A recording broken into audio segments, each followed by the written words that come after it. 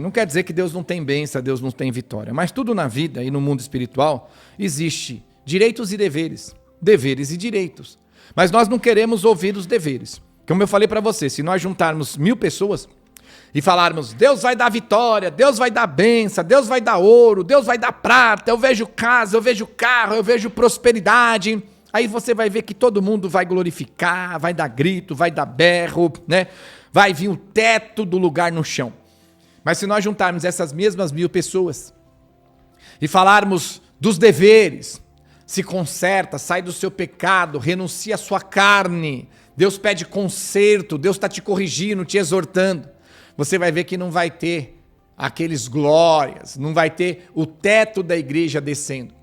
Mas isso porque é uma cegueira espiritual introduzida na raça humana hoje.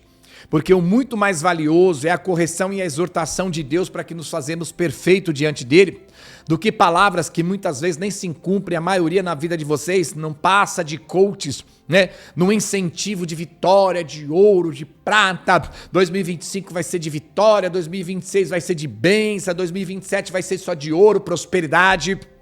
Por que nós não temos um ano 2024, 25, 26 de correção, de exortação e renúncia? Olha o que a palavra diz em 2 Timóteo 3,16. 2 Timóteo 3,16. Toda a escritura é inspirada por Deus e ela é útil, primeiramente para o ensino, depois para a repreensão, correção, exortação, educação na justiça, a fim de que todo homem de Deus, toda mulher de Deus, sejam perfeitos e perfeitamente habilitados para toda boa obra. Então, quando nós ouvimos os nossos deveres, que é o mais valioso diante de Deus, do que os direitos.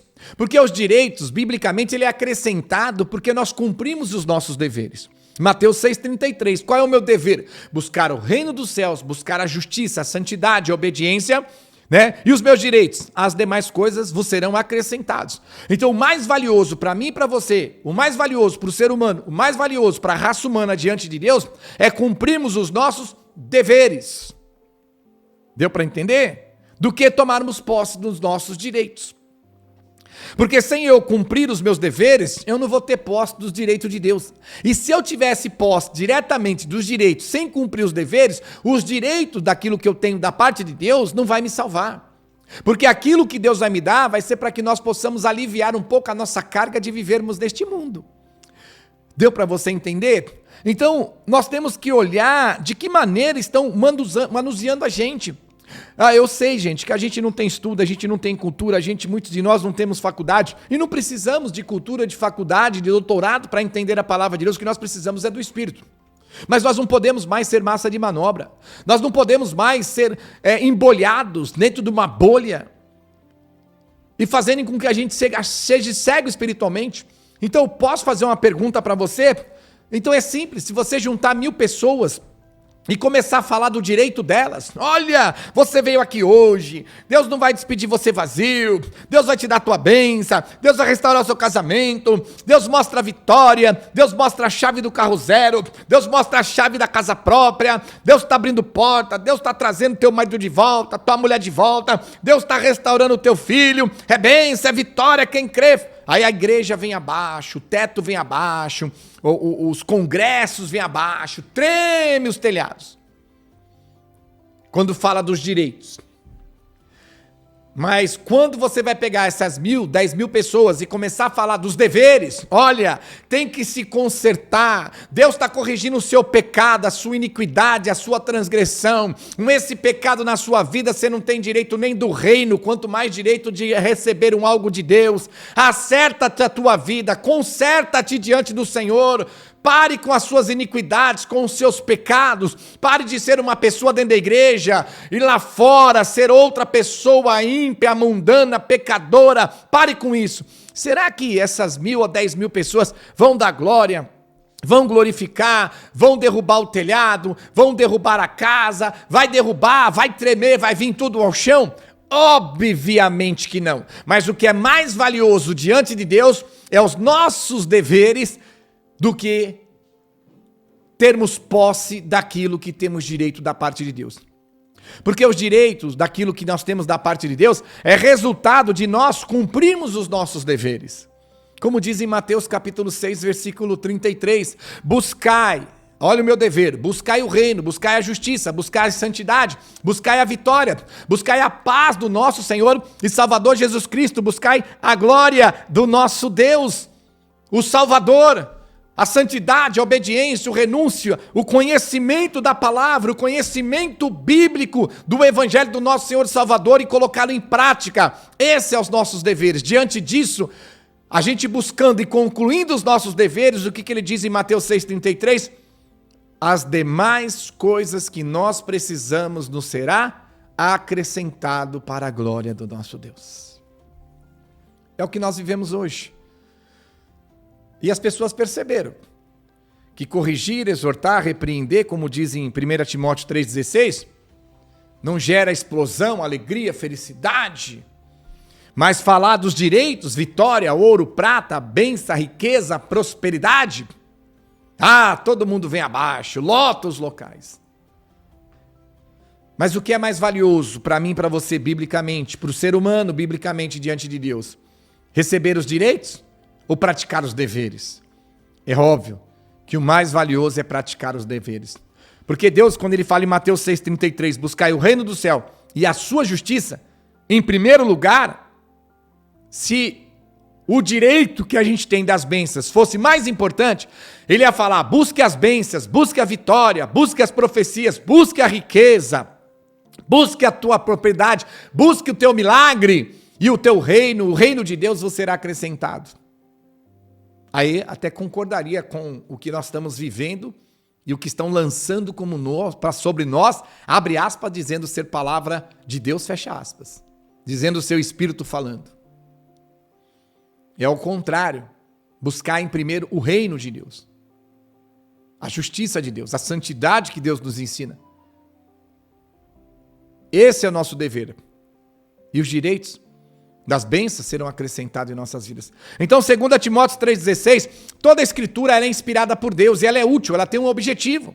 Não é para falar de bênção, ouro, prata, riqueza. A palavra tem um objetivo de nos ensinar, nos corrigir, nos repreender, nos exortar e nos educar como homens e mulheres verdadeiramente de Deus, a fim de que todo homem, toda mulher de Deus verdadeiramente, seja perfeito e perfeita e perfeitamente habilitado para toda boa obra, perfeitamente habilitado para toda bênção, cura, milagre e vitória, e perfeitamente habilitado e habilitada para poder no dia do juízo final ouvir aquela famosa e boa frase: vem, vem bendito de meu Pai, vem para a terra prometida, vem para a Nova Jerusalém, vem para o paraíso, vem para o reino do nosso Deus, para o descanso eterno. Oh glória, isso é Deus! Mas poucos vão ouvir essa frase. Poucos. Da maneira que caminham hoje. Olha o que a palavra diz para nós. Sem a fé é impossível agradar a Deus. Somos salvos e salvos mediante a fé em Jesus Cristo, no Filho de Deus. E sem a fé se torna impossível agradarmos a Deus. E hoje, a palavra é muito clara em Tiago 2,14. Olha só, Tiago 2,14 em diante. Meus irmãos, qual o proveito se alguém disser que tem fé, mas não tiver obras? Pode acaso semelhante fé salvá-los? Deu para entender? Deveres. Nós temos o dever de concluirmos a nossa santidade, a nossa conversão, a nossa transformação. Nós temos o dever de concluir as nossas vidas na presença de Deus em santidade para buscar a salvação, a vida eterna. E dentro disso nós temos que cumprir as nossas obras. Nós temos que cumprirmos os nossos deveres. Então ele é muito claro. Meus irmãos, qual é o proveito se alguém disser que tem fé, mas não tiver obras? Pode acaso tal fé salvá-lo?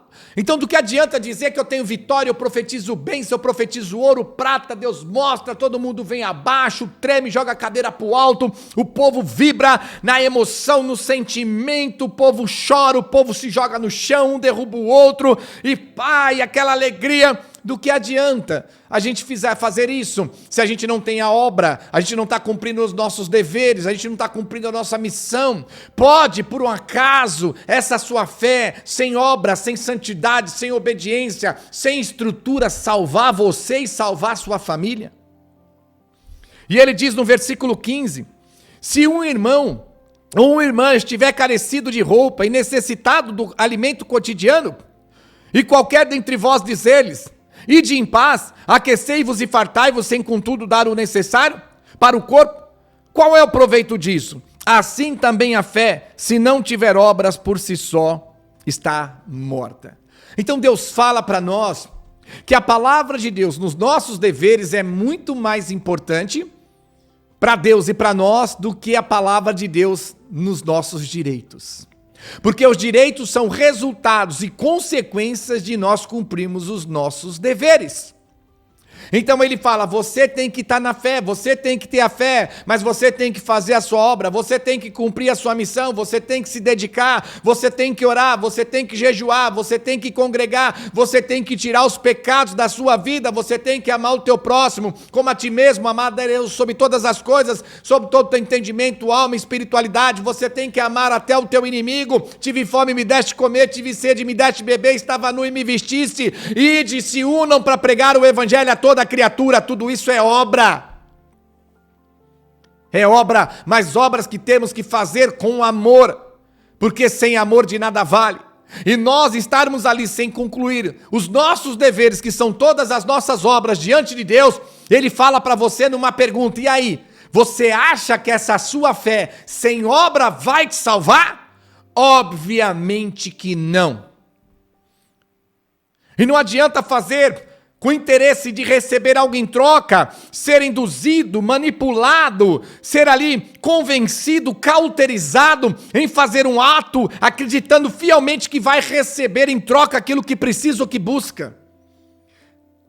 Desta maneira, não tem fé, não vai te salvar, não vale nada diante de Deus, porque sem amor de nada vale, quando há um interesse não há amor.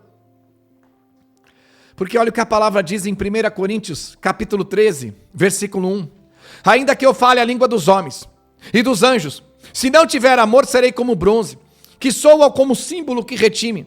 Ainda que eu tenha o dom de profetizar e conheça todos os mistérios e toda a ciência, e ainda que eu tenha tamanha fé a ponto de transportar montes, se não tiver amor, de nada serei. E ainda que eu distribua todos os meus bens entre os pobres, e ainda que eu entregue o meu próprio corpo para ser queimado, se não tiver amor, nada disso me aproveitará. Você pega os bens, você pega seu dinheiro e você põe no altar, mas não por amor, você faz porque alguém te induziu prometendo que você vai receber a tua vitória ou algo em troca que você busca ou que você precisa. Assim é sem amor e de nada vale. O amor é voluntariedade. E poucos de nós estamos compreendendo. Fazendo e sendo feitos a acreditar que realmente os nossos direitos são mais valiosos do que os nossos deveres. Olha o que a palavra diz. Tiago 2,18 para finalizar. Mas alguém dirá, tu tens fé e eu tenho obras, mostra-me a tua fé sem obras, e eu com as obras te mostrarei a minha fé. Então não adianta você mostrar a sua fé sem as obras. Ele fala, mostra primeiro as suas obras, que assim se originará e mostrará a prática e a vivência e a estrutura de uma fé viva, pelas suas obras. Não adianta eu querer mostrar minha fé e não mostrar as obras. Eu tenho que mostrar as obras, porque as obras apresentadas, ela faz com que exista a fé. Então, sem amor, de nada vale. Deus chama nós para nos unirmos diante da presença e do amor de Cristo, na voluntariedade em nossos corações. Como a Bíblia diz para nós, família abençoada, papel, caneta, Bíblia na mão, que essa palavra vai mudar a sua vida. Já mudou a minha, mudou de muitas e milhares de pessoas e vai mudar a sua se você tomar posse. Olha o que é o amor. 2 Coríntios capítulo 8, versículo 1, olha o que é obras, voluntariedade, sem interesse. 2 Coríntios capítulo 8, versículo 1.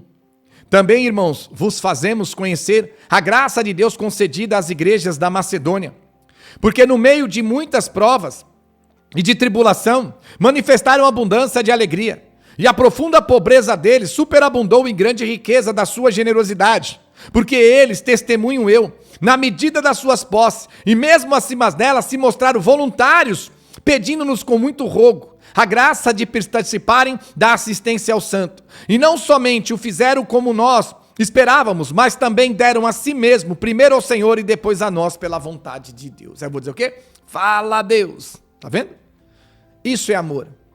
Pessoas que não medem os esforços e sabem os seus deveres. Debaixo de pobreza, luta e perseguição, eles vão lá e se voluntariam em fazer a obra, em cumprir a missão. Debaixo de perseguição, açoites e promessas de serem presos, crucificados, enforcados, lançados ao leão, lançados no meio do Coliseu para serem mortos. Mas mesmo assim eles se voluntariavam em cumprir os seus deveres de ser fiel a Deus, propagar o evangelho, levar a palavra por amor, mesmo tendo as suas lutas e as suas vidas em risco.